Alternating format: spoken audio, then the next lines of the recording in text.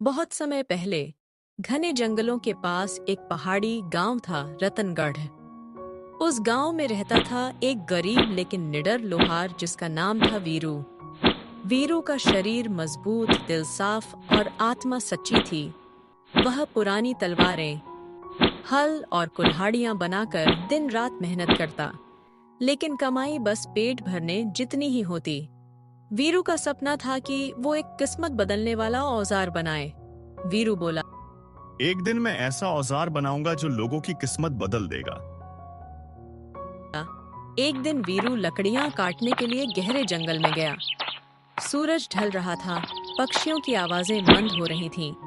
तभी उसे एक अजीब सी कराह सुनाई दी। गुफा की ओर से आ रही थी। वीरू ने झाड़ियों को हटाया और देखा, एक सुनहरी हिरण कांटों में फंसी हुई थी। उसका शरीर चमकदार था और उसकी आंखों में इंसानों जैसी भावनाएं थीं। चिंता मत करो, मैं तुम्हें बचा लूंगा। वह अपने औजारों से धीरे धीरे कांटे हटाने लगा। जैसे ही आखिरी कांटा निकला, हिरन की चमक और तेज हो गई। वीरू, मैं कोई साधारण जीव नहीं हूँ। मैं अरण्य लोक का रक्षक हूँ। तुमने मेरी मदद की है, अब मैं तुम्हें अपना एक रहस्य दूंगा। हिरन ने अपने सींगों से जमीन पर कुछ बनाया। वो एक नक्शा था। ये नक्शा तुम्हें जादू की अग्नि तक ले जाएगा। वहां तुम ऐसा औजार बना सकोगे जो किसी की किस्मत पलट सकता है। लेकिन रास्ता आसान नहीं है। तुम्हें 3 खतरनाक परीक्षाओं से गुजरना होगा। वीरू की आंखों में चमक आ गई। वह तैयार था। वीरू ने सफर शुरू किया। सबसे पहले आया अंधकार की घाटी, जहां दिन भी रात जैसा था। वहां एक दानव रहता था जिसका नाम था छायामुख।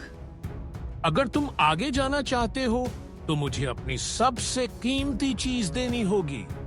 वीरू ने अपनी पिता की दी हुई हथौड़ी को निकाला और बोला, ये लो, ये मेरी सबसे प्यारी चीज है, लेकिन अगर इससे भलाई हो तो मैं देने को तैयार हूँ। दानव हंसा और गायब हो गया। रास्ता साफ हो गया। दूसरा पड़ाव, बर्फ की पहाड़ी। यहाँ वीरू को -30 डिग्री सेल्सियस में चढ़ाई करनी थी। अचानक बर्फीला तूफान आया। वीरू ने एक घायल लोमड़ी के लिए अपनी चादर उतार दी। तुमने फिर से किसी की मदद की है। आगे का रास्ता अब तुम्हारे लिए खुल गया है। तीसरा पड़ाव, झूठ का जंगल। इस जंगल में सब कुछ भ्रम था। नकली रास्ते, बोलती पेड़, झूठे संकेत।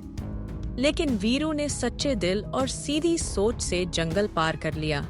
वीरू अंत में उस गुफा तक पहुंच गया जहां जादू की अग्नि जल रही थी। जैसे ही उसने एक तलवार बनाई, वो चमकने लगी और हिरन फिर प्रकट हुआ। अब यह औजार उसी के हाथ में जाएगा जो सच्चे दिल से दूसरों की मदद करता है। जब भी कोई सच्चे दिल से किसी की मदद करेगा, मैं फिर लौटूंगा। गांव की रक्षा और वीरू का बदलाव। वीरू गांव लौटा तो देखा कि एक लालची राजा ने गांव पर हमला कर दिया था। वीरू ने अपनी जादुई तलवार से राजा की सेना को पीछे हटाया, लेकिन किसी को मारा नहीं।